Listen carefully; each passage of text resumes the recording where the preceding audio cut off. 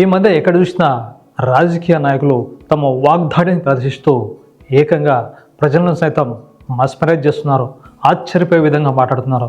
రాజకీయ నాయకుల మాటలు తూటాల్లో పేలుతున్నాయి. అయితే ఈ పేలే తూటాలు ప్రజలు మెచ్చే విధంగా ఉండాలి కానీ, ప్రజలకు నచ్చే విధంగా ఉండాలి కానీ, ప్రజలు చీకొట్టే విధంగా ఉండకూడదు.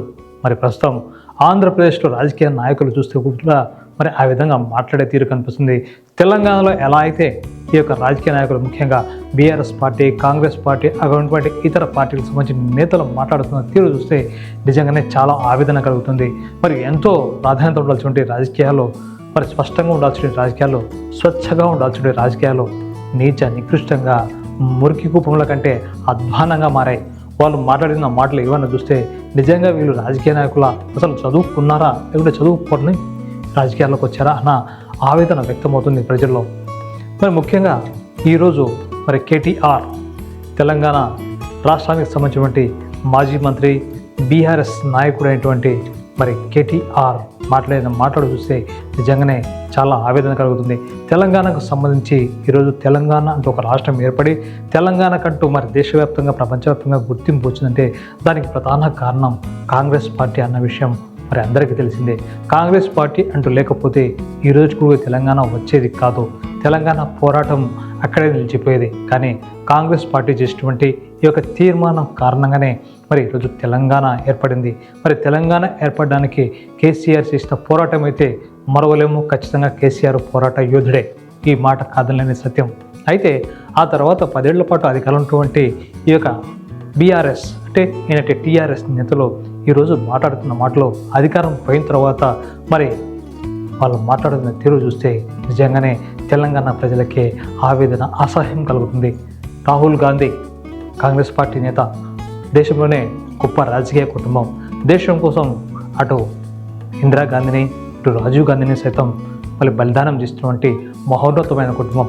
తెలంగాణ ప్రజల యొక్క ఆశయాన్ని, లక్ష్యాన్ని కూడా నెరవేర్చిందంటే అది కాంగ్రెస్ పార్టీకి సంబంధించినటువంటి విషయమని స్పష్టంగా చెప్పక తప్పదు. కాంగ్రెస్ పార్టీ అంటూ ఈ నిర్ణయం చేయకపోతే ఇప్పటికీ తెలంగాణ వచ్చేది కాదు. ఆంధ్ర రాష్ట్రం ఉమ్మడి రాష్ట్రంగా మిగిలిపోయేది. కాకపోతే అధికారం పోయిన తర్వాత మరి మతి చెల్లించినటువంటి కొందరు నేతలు, ముఖ్యంగా కేటీఆర్ లాంటి నేతలు మరి రాహుల్ గాంధీని ఉద్దేశించి మాట్లాడిన మాటలు నిజంగానే చాలా ఆవేదన కలిగిస్తున్నాయి. రాహుల్ గాంధీ కాలి పోటీ కూడా సరిపెట్టినటువంటి నేతలు ఇలా మాట్లాడడం ఏమిటని తెలంగాణ కాంగ్రెస్ పార్టీ నేతలు భారీ స్థాయిలో విమర్శిస్తున్నారు, తీవ్రంగా ఖండన చేస్తున్నారు. అలాగే రేవంత్ రెడ్డి కూడా మాట్లాడిన తీరును కూడా మరి కొంతమంది నేతలు మరి సమర్థిస్తున్నారు, మరి కొంతమంది నేతలు వ్యతిరేకిస్తున్నారు. కానీ ఇక్కడ మాత్రం రాహుల్ గాంధీని మాత్రం విమర్శించడానికి మాత్రం తెలంగాణ బిడ్డలు సైతం హర్షించడం లేదు, వ్యతిరేకిస్తున్నారు. కేటీఆర్కు మతి చెల్లించుంటున్నారు. రాహుల్ గాంధీని పట్టుకొని హౌలగాడు అంటారా? రేవంత్ రెడ్డిని ఒక సీఎంను పట్టుకొని హౌలగాడు అనే మాట మాట్లాడతారా? తెలంగాణ ఇచ్చింది ఎవరికి తెలుసు కదా. తెలంగాణ ఇచ్చినప్పుడు సోనియా గాంధీకి దగ్గరికి వెళ్ళి సకుటుంబ సమయాల వారంగా అంటే కుటుంబ సమేతంగా మొత్తం వెళ్ళి అక్కడ ఫోటోలు దిగిన తీరు ప్రపంచానికి తెలీదా? ఒకసారి గూగుల్లో కొడితే కేసీఆర్ ఫ్యామిలీ విత్ సోనియా గాంధీని కొట్టేస్తే ఆ ఫోటో ఖచ్చితంగా బయటికి వస్తుంది. అంటే సోనియా గాంధీ తెలంగాణ ఇచ్చిందన్న భావనతో థ్యాంక్స్ చెప్పుకొని, కృతజ్ఞతలు చెప్పుకొని కాళ్ళ వేల పడినటువంటి మీరు ఈరోజు రాహుల్ గాంధీని హౌలాగాడని తిడతారా? ఏంటి నాశేస్ అంటున్నారు తెలంగాణ ప్రజలు? రాజకీయాల్లో ప్రత్యర్థులు ఉండాలి, ప్రతిపక్షం ఉండాలి, కానీ విమర్శలు కూడా సూటిగా ఉండాలి, సుత్తి లేకుండా ఉండాలి, మాట తీరు అదుపులో ఉండాలి, మాట పొదుపులో ఉండాలి. మరి ఏంటి అసలు రాజకీయ నాయకులని ఇష్టం వచ్చి మాట్లాడతారా? అంటే అధికారం పోయింది కదా అని చెప్పేసి తైతక్కలాడితే అందరూ హర్షిస్తారనుకుంటారా?